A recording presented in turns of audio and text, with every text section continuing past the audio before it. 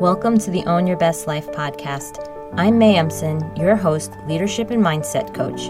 Here, we talk all things spiritual, mindset, business, leadership, and wellness for the modern seeker who wants to align their life with purpose and inspiration. We'll cover career changes, stress management, meditation, energy, intuition, and more.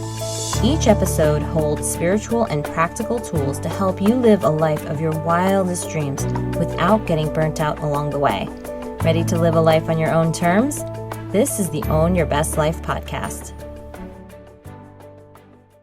Welcome, friends, to episode number 138 of the Own Your Best Life podcast. When we start thinking of making changes to our lives, it's hard to know where to start. There seems to be so much going on with our lives right now that even if we had a bit of extra time, how do we think about utilizing it for change? What's the importance of changing our lives for the future when things aren't working today? So today's podcast on designing your life is going to help you figure out what you want to start with and where to go next. So this is the holiday season right now. You might hear some Christmas music behind me, and this podcast is coming out a little bit later than it normally does, as some really great but unexpected things have been occurring in my world and my team's world. So thank you all for your patience. This is a big podcast today because the ability for us to think about change and designing your life is massive in terms of the ripple effect it will have on you and everyone else. And this is a topic that is near and dear to many of your hearts as we head into the holiday season, as we feel a little bit fraught sometimes with all the things that have to be done and the places we're going and the people that we will be with, wanting to make the most of this time, but also thinking about next year. A lot of us are already in that place where we are aware of how this year has been. We're starting to do some of that reflection and we're moving into the next year. So the next few podcasts are going to really help you think about and be in the space of creativity, of life design, of a magical future that seems impossible, but is closer than you think. So I'm going to start today with talking about change. And this is going to be really important because so many of us wonder, why don't I just do the thing? Or why do I do certain things? And so this is going to help you as you start to think about what's next and what the most helpful thing is for you to start on.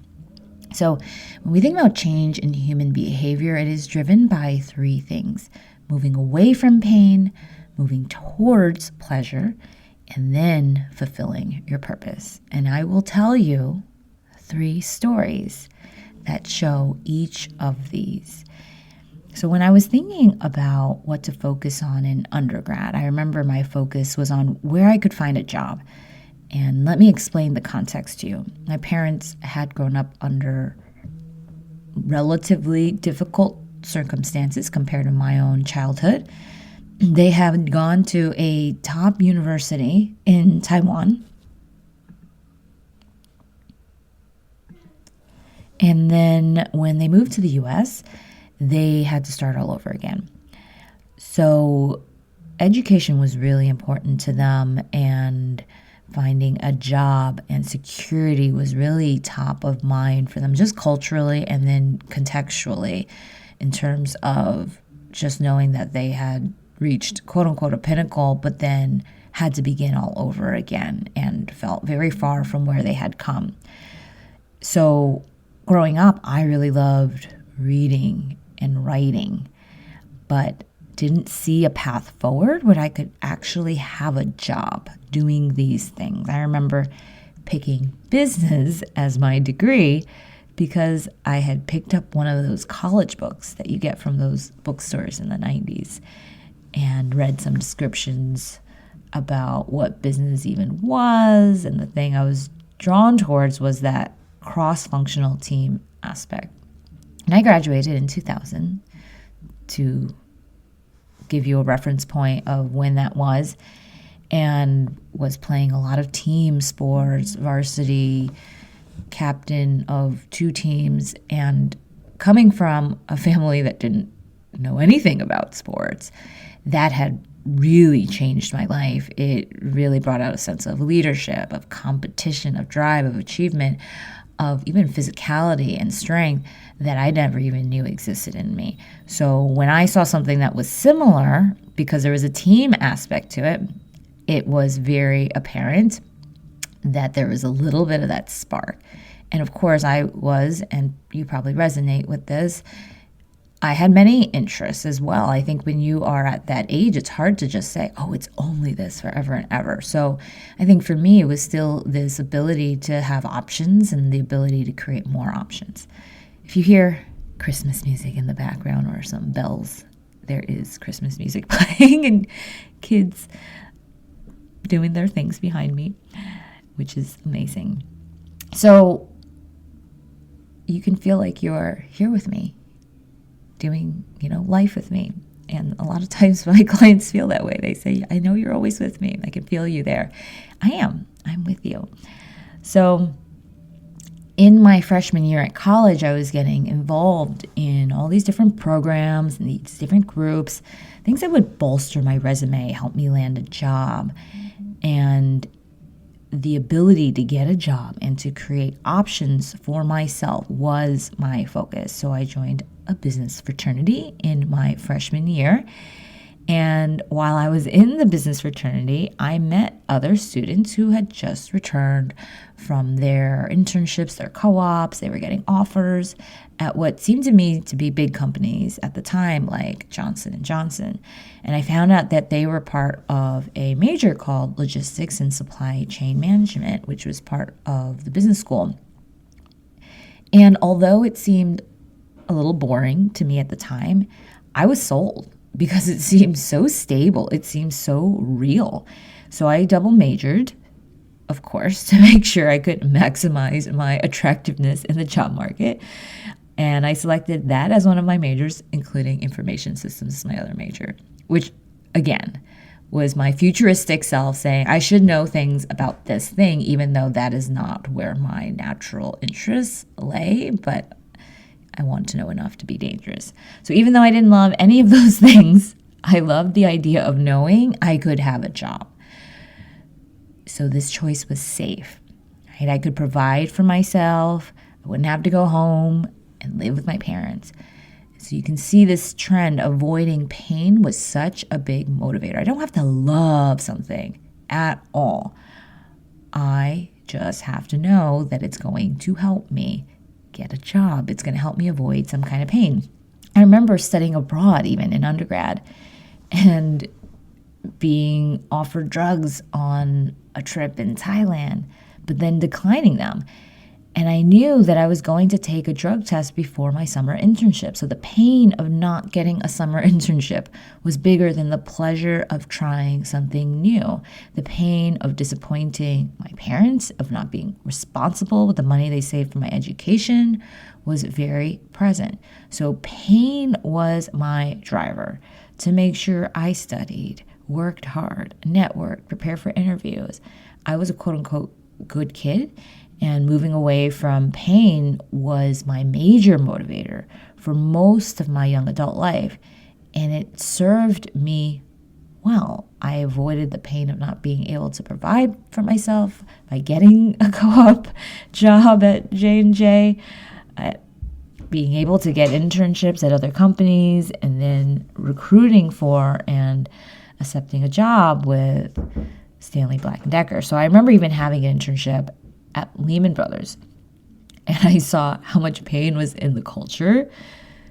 I think if you know what that banking culture can be like at times. So even when I received an offer there, I didn't take it, much to my father's dismay, of course, and I took the Black & Decker job instead, all to move away from pain, right? So yes, maybe there was the pain of choosing a job that quote unquote wasn't as prestigious or at a prestigious company valued by my parents or my dad in a certain way, but the pain of working in that environment day after day was more important and more relevant to me than the pain of taking a different job that might not be as lucrative in the moment. So I just want to continue to highlight how it's pain versus pain. Pain as a motivator, and then pain versus pain as a decision maker. So if you're worried about the future, and if you sense that your day-to-day life is driven by worry, you are likely moving away from pain. You might have thoughts like, I don't like this, so I'll do something else. Or what if I don't do this? I better go and do that instead. What if this doesn't go as planned? What if this industry or this job or this person changes? These are worry thoughts. Nothing wrong with them, but just know them so that you can understand them. And biologically, moving away from pain keeps us alive, and it keeps us from doing things like crossing the street in busy traffic. And when we have pain in our bodies, it tells us to stop doing whatever we're doing at the time. You may not listen to it, but that's what it's doing. And at a psychological level, we spend our time focusing on the variety of tasks and risks within our lives. And we are accounting for risks, and we are taking control. And this changes our behavior. It's what drives many of our decisions about how we want to design our life, whether we want it to drive us or not. Pain does. And this is also what drove my entrepreneurial work, because I wanted to be able to control whether or not I would have coaching work outside of a corporate setting. So pain is a powerful motivator. And when you understand where it exists in your life and what you are doing or not doing as a result, it'll show you how you can continue to leverage it for your good instead of in ways that don't serve you. So find the pain you want to avoid that will serve you, and you're good. Right? When I think about the pain of not having the job where I felt the culture wasn't as conducive to my mental health, that was a pain that serves me. But then find the pain that you want to avoid that doesn't serve you, and you'll see why you've been suffering. So for me, it was just do the thing that's safe. Just do the thing that's safe. And that might work for a period of time, but as you know, we all need to evolve and grow. So when we feel stuck, it is because we've used the same thoughts over and over and over again, and they're not serving us anymore. So this now leads me to the second story. And that second story is about the pleasure of buying a home. So as Jay and I took on debt to pay for our MBA degrees, we realized that we'd have some choices to make as we thought about our future. Do we want to buy a house or not? Do we even know where we want to live long enough to buy a house? Why buy instead of rent? And when you actually run the numbers for buying a home, they're not financially the most favorable. The most financially optimal thing to do is to live in the smallest box you can find for the least amount of money possible. You reduce the cost of everything, including furniture, maintenance, repairs, and even taxes if you happen to own said box. So Jay and I have these date nights we do each week, right? This is something that has been really helpful for us in our marriage. And before COVID hit, we had the pleasure of doing one of these date nights outside of our home at a local restaurant called Bread and Brine, and it's near us. And we were sitting at the bar, we were talking about what we wanted next in our lives. And yes, this is normal if you're married to me. And the thing we both mentioned was that we wanted a feeling of stability, of settling down, which is a little bit strange for us because if you've kind of known us in our past, we traveled a lot and moved around a lot. But all the moving around and the renting was starting to wear on us a bit, and we wanted to make a decision. we were ready to think about the question of, are we just going to continue to rent, or are we going to buy? And this is where pleasure came into play, which for me, pleasure wasn't taught to me contextually, culturally, as something to strive towards. And I think that if you see so many of the examples that I've shared that resonate with you about pain being a motivator, you might feel the same.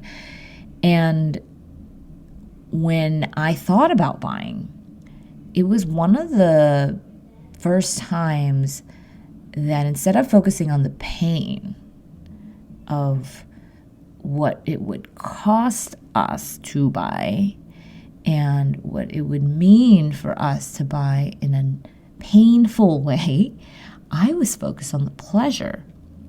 We were thinking about the pleasure of the things we haven't experienced before. Pleasure knowing that we are making a decision for the long term. Pleasure in having a space that you could design as yours. Pleasure in imagining yourself living in a place where our kids would grow up. And there was a pleasure in the stability. And for two people who love to travel and see new places, this was a real shift in what we even found to be pleasurable. So when we thought about how we would pay or when we would buy, I remember saying to Jay, I would really love to have zero debt when we buy the house. Notice that I said the word love, right? I didn't say I would really hate for us to have debt. I said I would really love for us to have zero debt. This is a shift. And I'm telling you this because this is one of the biggest shifts you make when you're coaching, that you move away from negative statements and you move towards affirming and positive statements, which is important from a psychological point of view. So that vision of what it would feel like to take on an additional liability when we had no other financial liabilities was very appealing. It was attractive to feel like we were making a smart decision. So we went ahead and we focused on paying down any remaining debt we had on cars or school loans. We continued renting until all of those were cleared. And we waited for what felt like an uncomfortably long time to buy. When you're surrounded by people who have already bought homes, it often feels like you're the last one to the market. And doing some of the work that I do, I could sense a recession was coming. If you work with me, I will teach you these things. And we waited. So COVID hit. There was a month or two of confusion where people didn't know what to do. And we leaned in to buy. If you listen to one of my earlier podcasts about making your dreams a reality, this home was something that I had envisioned for a while, and I was very unfamiliar with the home buying process. We were very new to it, hadn't been doing a lot, didn't even really see a lot of homes. So I will tell you, this is why the work works. You don't have to know a ton about a subject matter before having clarity to make decisions, and that is valuable. It saves you time and so much money when you are way more accurate, way more quickly. So timing was everything, and we bought that perfect house for us, and it was so pleasurable to have no debt for a period of time and knowing that we were making the right decision for us. And pleasure moved us to hold that discomfort of not buying longer. And then it worked for us. And when we move towards pleasure, this can look like doing something that will bring you something you truly desire. And at the most basic level, this is fulfilling your biological needs like hunger or shelter or thirst, and psychological needs like safety, right? When you eat something, it feels so pleasurable, right? That is fulfilling a biological need. Nothing's wrong with you if you derive some pleasure from food. But as we mature, we learn how to delay gratification so that we work hard for something we want in the future, like a certain amount of money or a degree or a job or better health or even the relationship we know that is best for us.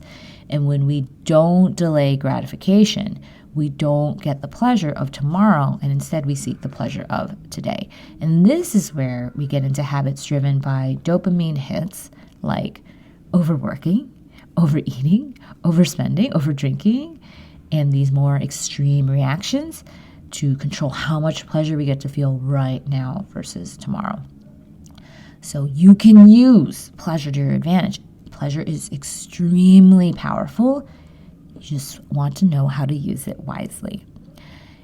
So the third story is about finding one's calling. So after my work at McKinsey, I moved into a role at Danone. It was a socially conscious consumer goods company. This was all part of my 5-year plan. And I tell you this because we don't even realize sometimes that we create these plans and we set them aside and then we just live into them as if they're automatic. And this is the power of some of the subconscious work and intentionality that ends up creating what looks like magic or, wow, that all happened according to plan. But it's not. You just don't always understand how it all happened. But when you understand it, it becomes a formula that you can use for your next 5 years. So this was part of my 5-year plan. At the time, my first daughter was 14 months old, Lila, and she was one of the biggest drivers of that change. And I could feel myself struggling when I was asking for local consulting assignments and to leave at a certain time in the evenings. And even though I could log back in, there was a sense of not fulfilling the high standard of commitment that was part of working at McKinsey. And I wanted to be able to be home at night now, whereas before it didn't matter, instead of traveling every week. And I didn't want to sacrifice the ability to pick the type of work that I did, the people who I would work with. Yet, if I was prioritizing a specific location, this can limit your options. So both Jay and I were consultants, so traveling was the norm. We enjoyed it. So was putting work at the top of the list. We also enjoy achieving and excelling, like most of you. But when you have a child, you know that things change. You realize how much time and energy it actually takes to raise this little human or humans when you have more and more. And I knew that I didn't want to miss these years. And suddenly you have to make time for something else. And if we thought we had full lives before, well, our lives became even more full. So I thought I would have time to figure out what I wanted to do next with my life after I landed at Danone. A year went by as I learned the ropes. I took on a challenging role that stretched me, where I had to help bring in a new trade system on board in a field I knew very little about but was entrusted with. So it was exciting and it was daunting at the same time. I got a chance to work with some amazing people. And one of them was one of the people on my team. And one day in the morning, as I was running our daily huddle, this team member received a call. And it is the kind of call that you are always fearful of getting. Her husband had had a heart attack, and he was being rushed to the hospital. She knew she had to go there, but she also knew that she wasn't okay to drive. And I remember telling her I would take her. And as we were driving down the FDR heading into Manhattan, I thought to myself, this is what I've been training my mind for. This is what my spiritual practices were for. This is the reason behind meditating each day, doing all of this mental and spiritual work, to be fully present so you can address the true needs of the moment. And there comes a time when suddenly you feel so much clarity about what matters most. And that is a feeling of true presence. And this was one of those moments I was so focused. There was nowhere else to be but here, navigating the unfolding of life changing before our very eyes. And her husband passed that day. And it is a day that forever changed many people's lives, including my own. And I remember calling Jay that day, dazed, after I left the hospital and asking him to meet me. And we met at Bemelman's Bar at the Carlisle Hotel on the Upper East Side. And I remember just sitting across the table from him, just telling him what had transpired and just feeling the heaviness of what had occurred. And it was the third death, right, for me that had occurred in a short period of time.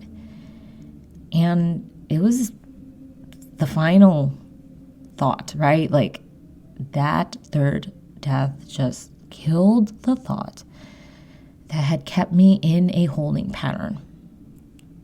And that thought is, life is just so busy right now. Of course it was.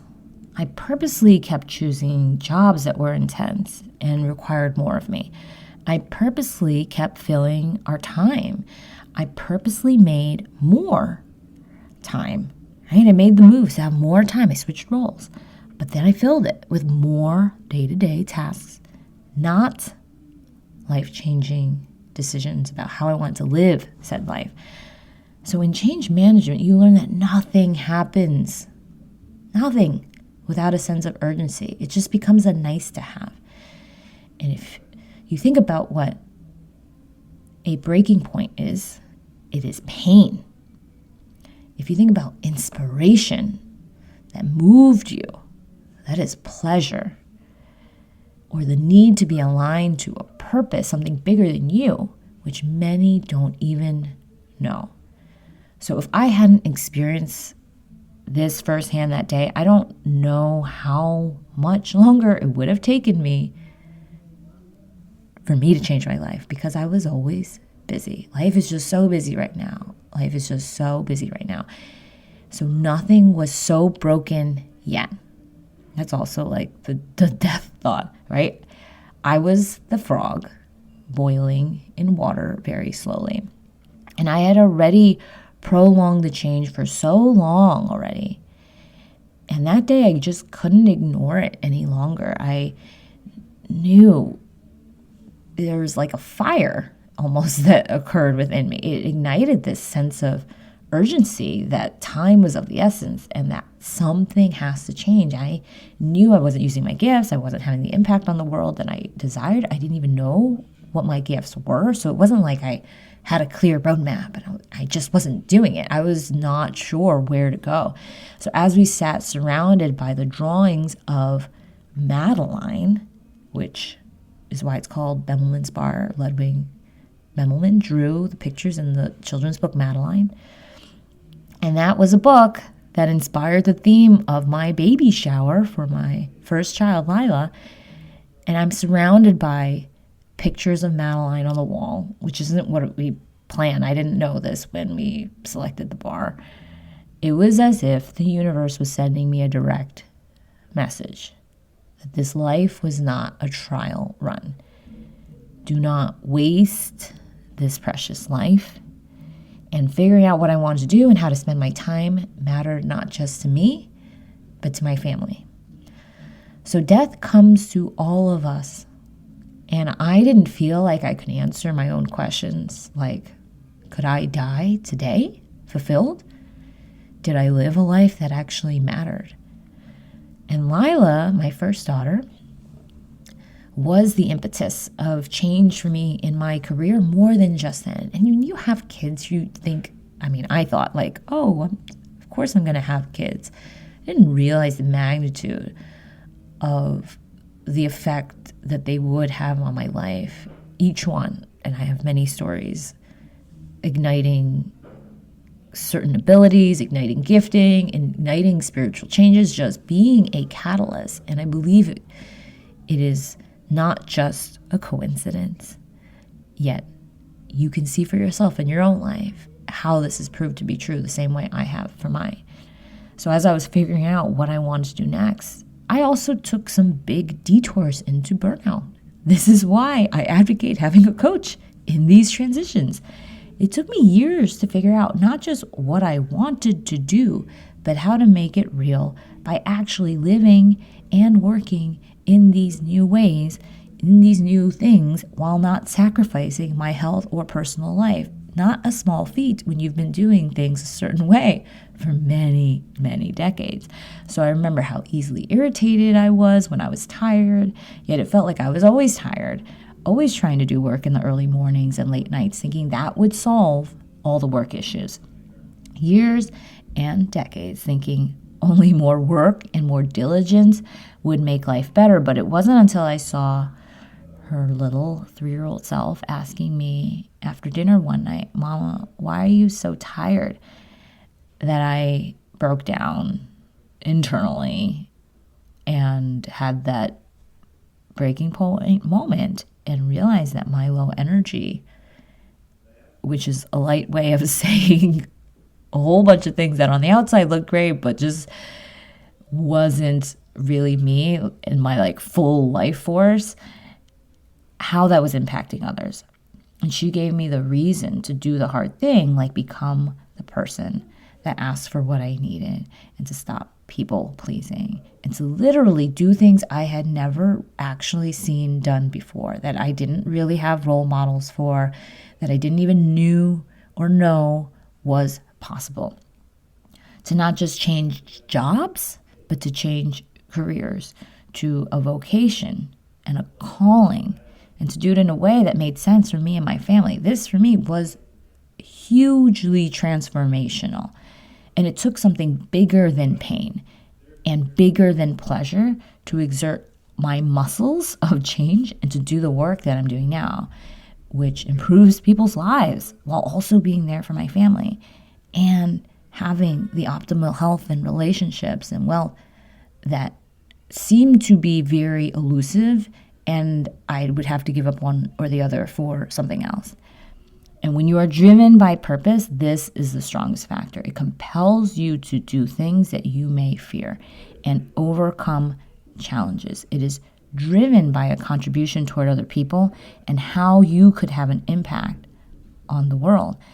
And you start to realize that you can go beyond reacting to pain and reacting to pleasure, and that you are driven by something way bigger than you and your ego, even if you don't know exactly what it is yet. You realize that the truest safety you can find is in that freedom that comes when you are actually filling your time with what matters and doing what matters in the time you have. It is not a luxury, my friends. I'm not talking about the pain-pleasure cycle anymore. I'm talking about real purpose. And when you are driven by it, it designs your life. It drives the act of designing your life. And when you design your life to fulfill your purpose, it cuts through the uncertainty by saying, yes, there are many things that could happen, but what would you like to happen? What must happen? What is needed? What do you think makes the most sense right now? What must you do next instead of what should you do next? What would be nice to have versus, no, it's go time, my friends, right? And instead of letting our brains just go undirected, thinking that Groundhog Day is totally okay, we direct our attention to what we want. We finally do what we know to do, and the procrastination ends. It will end. And I do not wish for you to experience heartbreak or tragedies or poor health before you get to the point of making changes. Yet it is possible to go years and decades without ever doing what we know. And I knew I was feeling like I didn't know what was next, and that I wasn't living up to my potential, but I didn't even know where that could go. And I was also thinking, erroneously, I should just be happy with what I've got. So learning the art of gratitude is more than the simplistic form of just saying, I should be grateful. It was also a huge component in designing the life while enjoying the process, while realizing that you can have the capacity to hold both gratitude for what you have now and the capacity to have this amazing life where you do things that you are proud of, even if no one else saw them but you. And if you imagine yourself 20 years down the line working and living the same way as you are today, with the same feelings of unease or unrest, likely something has to change. But you get to decide, because these are those sliding door moments. I had many. That was a third death. I had many, many examples. And this is why I touch upon this, because I'm always trying to catch people earlier than I was caught in the process. And I had so many times when I got the signs, or I got the nudge, or I knew the thing. Many times we think, oh, we're going to find something brand new that was never thought of before. But in actuality, you come back to a feeling of remembrance when you figure out what your purpose is or what's next. It seems weirdly obvious. And this is the paradox, because you're going to come back to something that seems so obvious that you couldn't believe you had ignored it. Yet because it's so obvious, you feel so confident that that's exactly what you should be going after. That's exactly how you should be spending your precious time. So when you have this moment, and if you're having it now, I encourage you to notice it and witness it, or you think about the moments in your life that were the sliding door moments. I want you to notice what happened when you didn't make a decision in that moment. When you didn't do anything, when you didn't commit yourself to something that would hold you accountable to change. You could just have this realization and then you go back to your old life. That's what I had done. And then I suddenly had this realization, and I then moved forward towards a life that's lived in what feels like this parallel universe. One where you do something with what you know, where you can actually close that gap between what is available to you in life and what you get to experience. It's one thought away. That is all a decision is. A decision is saying to yourself that there's no other option than what I'm moving forward with now. Let's do this. And this is what I teach and coach on in Spiritual Achiever Coaching. This is what I coach them to do. And you are noticing your levels of self-mastery, the gaps, and understanding yourself so that you can create new pathways, new programs, to know what has been driving you and what has driven you, and what you can use to go forward, and how to utilize these new pathways and programming and awareness to utilize for our own creativity and for a genius that will not just serve you, but others. And if you want to join and take this journey and consciously access these altered states of consciousness where you aren't sleepwalking through your life, but creating and designing your life awake, you can. So I'm opening up enrollment for my Spiritual Achiever Coaching Program in February 2023. And while you can join any time, you don't want to miss the February live retreat. We will show you how to conquer stress. You will learn how to tap into intuition and strategically plan your future to achieve your top goals in the next year. And there is a strategy behind these things. Imagine achieving your most important professional and personal goals across this 12-month journey finally. Instead of being like, I think I'm going to do something and then not doing it. You will have monthly group coaching to support you so you don't get stuck. You will have on-demand access to the Spiritual Achiever process, where I will teach you 5 years plan, 1 year plans in a totally different way than you've done it before. How to prioritize the many things you have going on through my prioritization process. And then how to go even more detailed into the roadmap and the success map for achieving these goals. Very different than the way you've been doing it today, I promise you.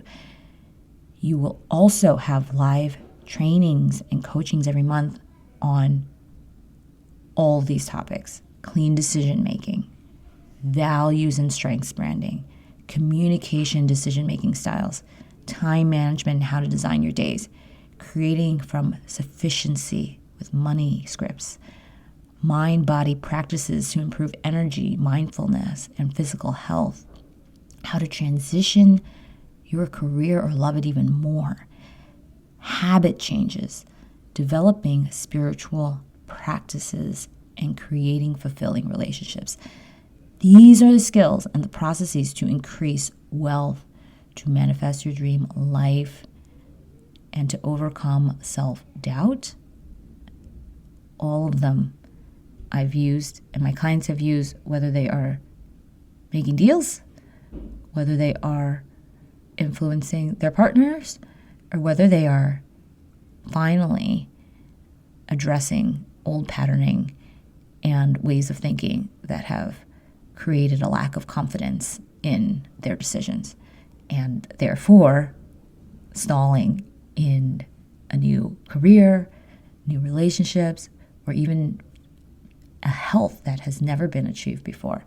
So I often think of how much more life I am experiencing, both joy and the pain and everything in between, and how much more awake I feel, consciously aware of my choices for better or for worse. And it was like I was driving with a dirty windshield, and it is now getting more clear, and my vision is getting more clear as a result. And I found this quote by F. Scott Fitzgerald when I was purchasing a gift from one of my clients who's about to have a baby girl.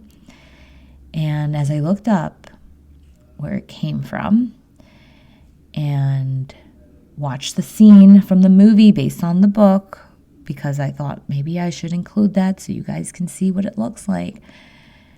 I'm telling you guys, there's so many symbols here and analogies that you will resonate with. It was just more of a reminder to me why it resonated so deeply, having lost my father pretty unexpectedly. So this was a letter to his daughter while he was traveling in India. This is from The Curious Case of Benjamin Button. So here it is. For what it's worth, it's never too late, or in my case, too early, to be whoever you want to be. There's no time limit. Stop whenever you want.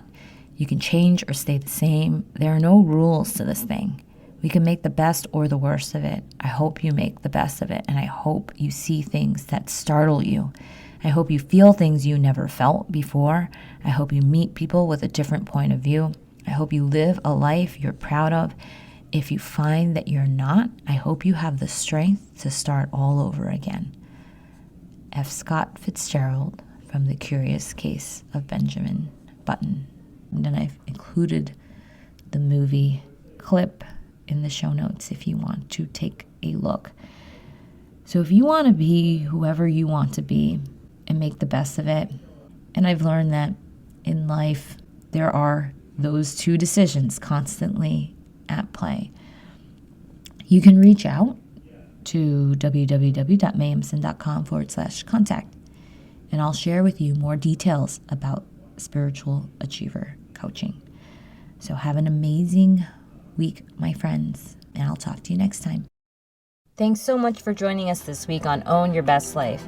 Make sure to subscribe to the show on iTunes or wherever you listen to podcasts so that you'll never miss a show. And while you're at it, can you please rate and review on iTunes? I would so appreciate it. Share it with a friend, take a screenshot of it, and tag @MayEmson. This helps continue to get the word out.